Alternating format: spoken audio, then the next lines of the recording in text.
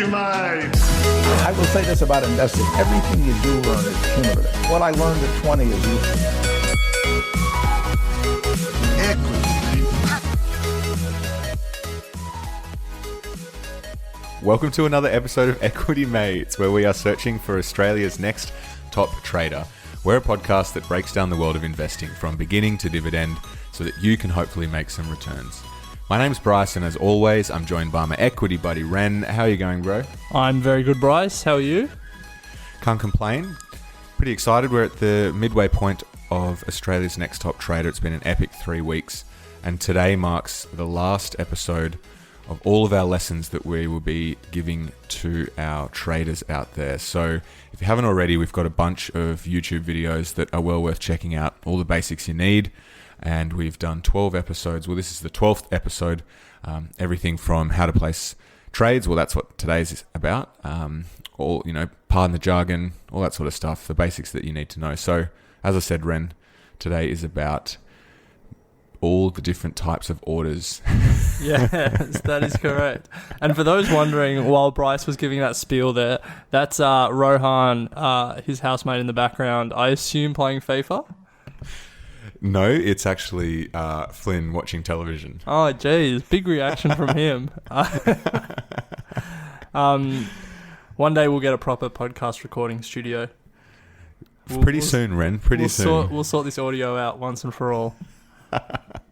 But yeah, so we are doing the last of our lessons, as you said, and it's on putting in orders, how to buy and sell stocks, which is ironic given we're halfway through the competition. So if you don't know how to buy and sell yet, it's probably time to learn.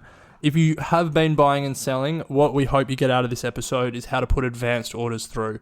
So these are things like stop losses and limit orders that you can use on whatever brokerage. We'll specifically talk about Stake because that's what the competition platform is, but this will be useful for anyone who is looking to get a little bit more specific and a little bit more advanced in how they buy and sell shares and at what prices they buy and sell shares. So hopefully there's a little bit in it for everyone. Let's kick it off with the easy stuff though. Take it away. I get to do market orders. Great. I'll leave the hard stuff for you. So market orders are your traditional buy and sell orders. If you're playing along at home in front of Stake, you go onto the website or the app, you go to shop and you click on whatever company or whatever ETF you want to do. Quite simply there, it'll say how much you want to buy in dollar terms. And a market order, you just put whatever dollar amount you want. So let's say you've got $50 in this competition. You want to buy $50 worth of Apple. You tell Stake to put $50 in. You hit buy. And what Stake will then do is just go and buy $50 worth of Apple at whatever the market price is. You don't get to set the price. You just say how much money you want to spend. And then your brokerage platform will then go into the market, find a seller, and buy it for you. Same applies when you're selling. If you tell it to sell your shares in a company, it will then go into the market, and whatever the price that company is selling at, it will sell the shares at the market price. And so that's why it's called a market order, because you just get the market price. So very simply, that's probably the one thing that you guys have all done. Now over to Bryce for the more complicated one.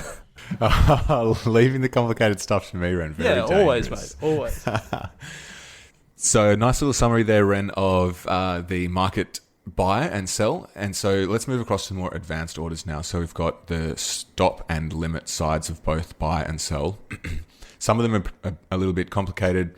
You probably won't need to use them. The most important one is obviously, in my point of view, the stop loss or the sell stop. But let's start with a buy stop. So the first is a buy stop. And a buy stop is used if you want to be catching the upward momentum of a stock. The reason for this is because you're going to be placing the buy price above the current trading price. So say Apple is trading at $50, you can put in your buy stop at say $52, and your buy order won't kick in until it hits that $52. The reason that you might want to do this is because you don't want to buy the stock until it's on an upward trend. So that's a buy stop. A buy limit is an order that is placed below the current trading price. So if you have Apple trading at $50 and you don't want to buy it unless it hits $48, you put in your buy limit at $48 and your your trade won't execute until the price hits $48. Now, the risk with this is obviously that if the price never goes below the 50 and never hits that $48, you will never actually end up buying that stock. So you do need to be careful about keeping an eye on these limits as you trade. Your sell stop is probably the most important in my opinion, and I think you would agree, Ren, otherwise known as a stop loss. And this is one that you can use to limit the losses of your stock. So what it is where you place an order to sell your stock below the current trading price. And you can do this both to capture profits or to limit your downside or limit your loss. So for example, for Ren, he bought A2 milk, and as it's been climbing, he has been putting in a stop loss as it goes up, so that if it does eventually fall, say 5% or whatever he's set his stop loss at, then it will trigger and sell and he'll capture all the profits that he's got. Alternatively, if I buy, say, Apple again at $50, I might say I'm willing to lose up to 5% of that trade. So I'll put in a stop loss 5% below the price that I buy it at. That means if the price does hit that 5%, it'll trigger, sell, and I'll limit my losses to just that 5%. So that's a sell stop, and probably the most important that you should be looking at in such a short period, 6-week trading competition. Alternatively, there's a sell limit, and that's placed above your given price. And again, if you want to capture some profits, this is where you use a sell limit. You put it above the trading price. So I might buy Apple $50 and say I'm happy to sell it if it goes up 10%. I'll put in my sell limit 10% above the current price. If the stock hits that price, it'll sell. So there's 4 of the more advanced, all of which you can do through most trading platforms. But Ren, as I said, I'm sure you would agree for this and for us, I think sell stop or stop loss is probably the most important to get your head around.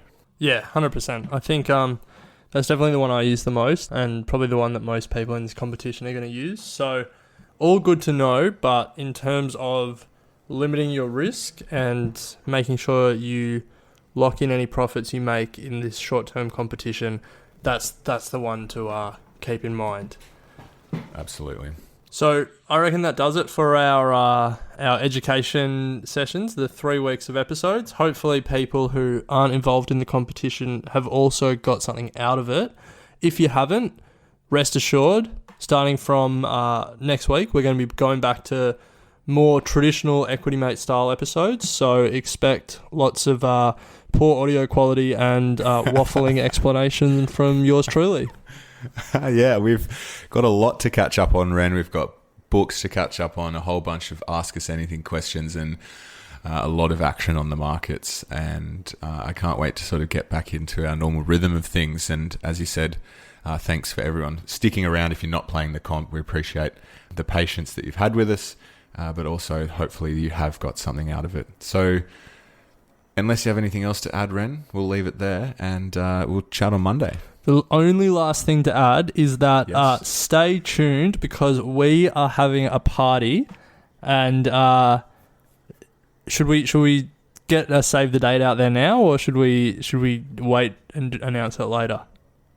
Well, save the date is already out. So save the date, 4th of May. If you're in Sydney or you can get to Sydney, we're going to be having a bit of a end of competition, plus Equity Mates 100 episodes, plus why not Equity Mates party. Too right, Ren. It's a celebration of all things Equity Mates over the last 2 years. Very excited for it.